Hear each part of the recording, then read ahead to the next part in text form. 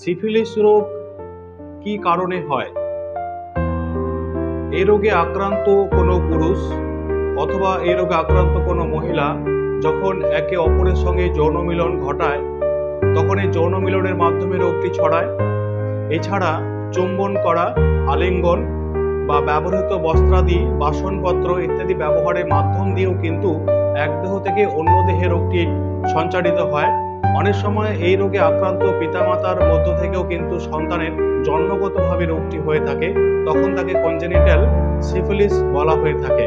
প্রিয় ভিউয়ার্স, তাই সিফিলিস রোগ থেকে বাঁচতে হলে অবশ্যই পরিষ্কার পরিচ্ছন্ন থাকুন এবং রোগাক্রান্ত নারী অথবা রোগাক্রান্ত পুরুষের সঙ্গ ত্যাগ করুন এবং তার থেকে দূরত্ব বজায় রাখুন এবং তাদের ব্যবহৃত বাসনপত্রাদি এবং আরও যেসব বস্ত্র রয়েছে সবগুলো থেকে ব্যবহার থেকে বিরত থাকুন এবং জন্মগতভাবে হলে সেই রোগ অবশ্যই আপনারা হারিয়ে তুলুন। চ্যানেলটিকে সাবস্ক্রাইব করুন এবং আমাদের